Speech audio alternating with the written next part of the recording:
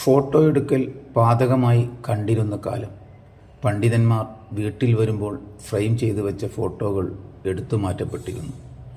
ഇന്ന് പണ്ഡിതന്മാർ ഫോട്ടോകൾക്ക് പോസ്റ്റ് ചെയ്യുന്നു. സ്ത്രീകൾക്ക് മദ്രസകളിൽ എഴുത്തു പരീക്ഷ തടയപ്പെട്ട കാലം. ഇന്ന് ധാരാളം എഴുത്തു പരീക്ഷകളിൽ അവരെ ബാക്കാക്കുന്നു. സ്ത്രീകൾക്ക് ഭൗതിക വിദ്യാഭ്യാസം പരിമിതപ്പെടുത്തിയ ഒരു കാലം. ഇന്ന് സ്ത്രീകൾക്ക് ഉന്നതമായ ഭൗതിക വിദ്യാഭ്യാസം നൽകുന്നതിൽ മത്സരിക്കുന്നു. എത്രയെത്ര വനിതാ കോളേജുകൾ!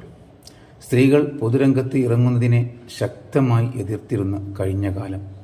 ഇന്ന് മദ്രസകളിൽ പോലും മാതൃസംഗമങ്ങൾ നടത്തപ്പെടുന്നു. സ്ത്രീകൾ മാത്രമുള്ളിടത്തേക്ക് അന്യപുരുഷന് പ്രവേശനാനുമതിയില്ലെന്ന് നാം പറയുന്നു. എന്നാൽ സ്ത്രീകൾ മാത്രമുള്ള വീടുകളിൽ കയറി ഇന്ന് അന്യപുരുഷന്മാർ പല സ്ഥാപനങ്ങളുടെ പേരിൽ പിരിവ് നടത്തുന്നതിന് നാം നിയോഗിക്കുന്നു.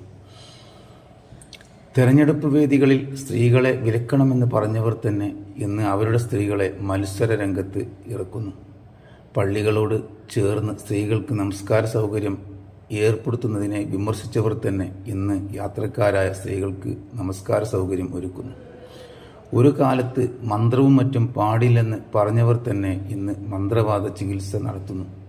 സ്ത്രീകളെ ജോലിക്ക് അയക്കരുത് എന്ന് വാദിച്ചവരുടെ പെൺമക്കളും ഭാര്യമാരും ഇന്ന് പരപുരുഷന്മാരോടൊത്ത് ജോലി ചെയ്യുന്നു. കഴിഞ്ഞ കാലം മറക്കുന്നത് കൊണ്ടാണ് പലരും ഇന്ന് പിടിച്ചു നിൽക്കുന്നത്. നാം ഒന്നോർക്കുക, ഒന്നിനെയും നിശിതമായി വിമർശിക്കേണ്ട. ഇന്നല്ലെങ്കിൽ നാളെ നാം തന്നെ അതിൻ്റെയൊക്കെ വക്താക്കളായേക്കാം. കാലം അതിനു സാക്ഷിയാണ്. ദീൻ മനസ്സിലാക്കുന്നതിൽ നമുക്ക് പറ്റുന്ന പിഴവുകളാണ് കാലത്തിൻ്റെ മുമ്പിൽ നമ്മെ പരിഹാസ്യരാക്കുന്നത്.